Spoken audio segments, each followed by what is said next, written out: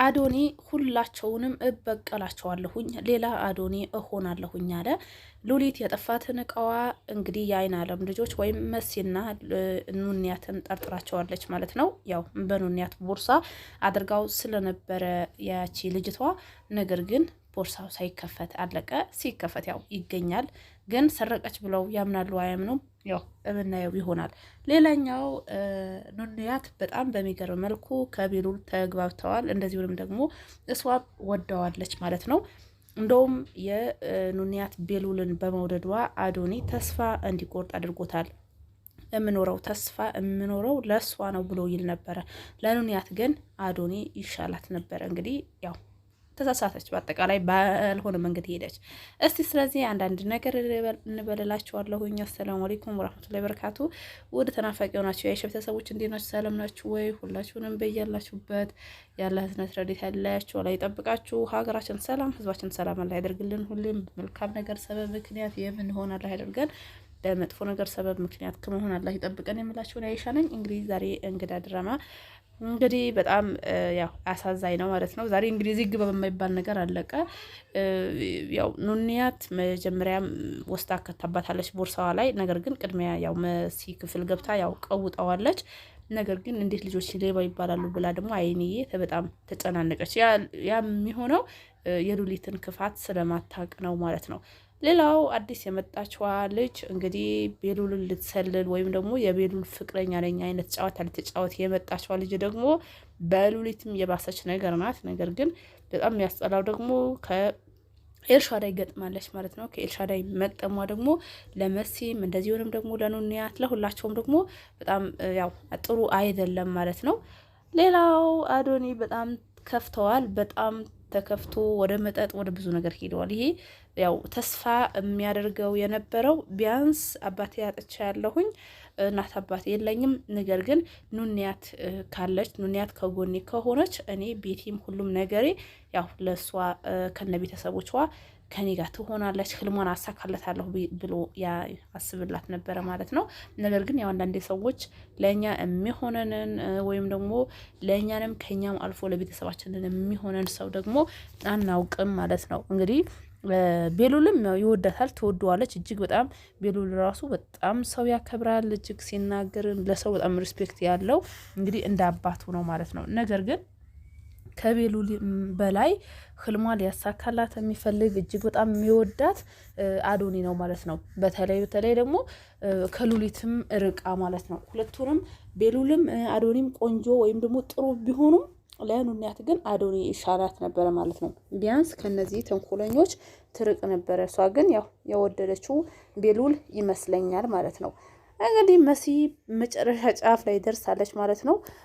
ምክንያቱም እሷ በጣም ተናዳበታለች ያንዳንዱ የምታደርገው ነገር። በተለይ መሲ ግን እዚህ ጋር ማውራት አለባት። እያንዳንዱ የሉሊት ክፋት ረሳሁ ብላ የተጫወተችበት ሲስተም እያንዳንዱ ነገር ለእናት ለወንድሞቿ መሲ ማስረዳት አለባት። ሌላው ደግሞ እበቀላታለሁ ብላለች ማለት ነው። መሲ ያው የምትበቀላት ደግሞ የሉሊት ጓደኛ የነበረው ቴዲ የእሷ ጓደኛ በማድረግ ከሷ በመቅረብ ነው። ይሄ ሉሊት እጅግ ያበሳጫታል፣ ከመስበር የሚያስወጣታል ማለት ነው። ምክንያቱም ቶሚ በነበረ ሰዓት ነው እንጂ ጓደኛዋ ወይም ደግሞ የእሷ ቀረቤታ እንዳይኖረው የምትፈልገው። አሁን ደግሞ ቶሚ ከሞተ በኋላ ደግሞ በጣም ከሱ ጋር መሆን ትፈልጋለች ማለት ነው። በጣም አሁን እድሉ ብታገኝ ወይም ደግሞ ከዚህ በኋላ ደግሞ እሱ የፍቅር ጥያቄ ወይም ደግሞ ታገብኛለች ጥያቄ ቢጠይቅላት ቴዲ እሺ የምትለው ይመስለኛል ማለት ነው። ማን? ሉሊት። ምክንያቱም ቶሚ ስለሌለ ማለት ነው። የምትፈልገው አንድና አንድ ሀብት ነው። ሌላው ደግሞ እንግዲህ ያው ያፌትም አይፋታትም ማለት ነው።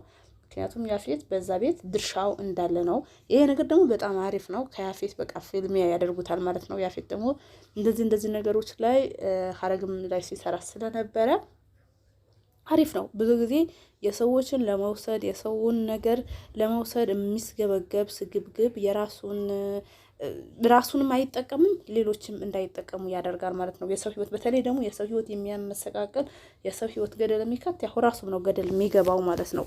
እና በጣም የሚገርመው ይሄ ነው። አሁን እቺ እንግዲህ በጣም በሚያሳዝን መልኩ የኑንያት እንደዚሁም ደግሞ ኤልሻዳይ እንግዲህ አንድ ቀን ነው የተወለዱት ማለት ነው። አንድ ቀን ተወልደው የሉሊት የራሷ ልጅ ናት ኑንያት ማለት ነው።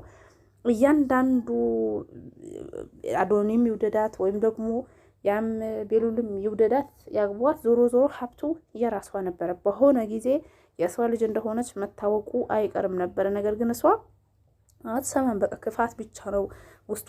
በቃ ምንም ነገር አታምንም። ሁሌ ራሷ ብቻ ነኝ፣ ራሷ ብቻ ልክ ነኝ ብላ ነው የምታስበው። ለዚህም ይመስለኛል ያው አንዳንዴ እንትን የምትለው ማለት ነው። ነገር ግን ቶሚ እውነት ሞተ ወይስ የት ሆኖ ነው የእሱ አሁን ማን ገደለው እንዴት ሞተ የሚለው ነገር ግን ምንም መረጃ የለንም። ቢያንስ መሲ ራሱ የላከችለት ሜሴጅ አላየውም።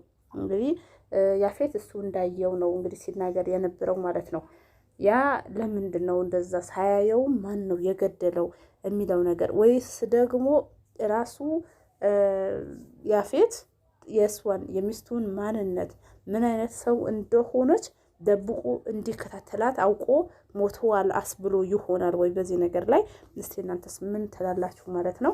እንግዲህ ያው ግን ሉሊትን የምትበቀላት መሲ ከያፌት ጋር ሆና ነው ወይስ ከቴዲ ጋር ሆና ነው? እንግዲህ ምናይ ይመስለኛል። ከቴዲ ብትሆን የበለጠ ደግሞ ያው ሉሊት በጣም የምትናደድ የምትበሳጭ ይመስለኛል። ያው ለመበቀል ግን ከያፌትን ብትሆን ደግሞ ካፕቴን ይወረሳል ብላ ደግሞ ማበዷን አይቀርም። አሁን ወርቁ እንግዲህ ሻንጣ ውስጥ ሲገኝ ምን ትል ይሆን እንግዲህ? እውነትም ከቤት ይወጡ ይሆን? ከቤት በሚወጡበት ሰዓት ደግሞ እርግጠኛ ነኝ አዶሚ ይመጣል። አዶሚ ቤት የሚሄዱ ይመስለኛል። በዚሁ አጋጣሚ አሪፍ አጋጣሚ ነው። ከአዶሚ ሊግባቡ የበለጠ ደግሞ ያው መስመር ይከፍታል እላለሁኝ። ለምን በቃ ወርቁ ከተገኘ በእኔ ሻንጣ ውስጥ ከዚህ ቤት እወጣለሁኝ ስላለች ማለት ነው። በዛ ሰዓት የምትወጣ ይመስለኛል። እስቲ እናንተንም ሀሳባችሁ ዱቅ አድርጉ። እንዴት አያችሁት እላችኋለሁኝ። ሰላማችሁ ይብዛልኝ። ቻናሌን አበረታቱኝ እላችኋለሁ።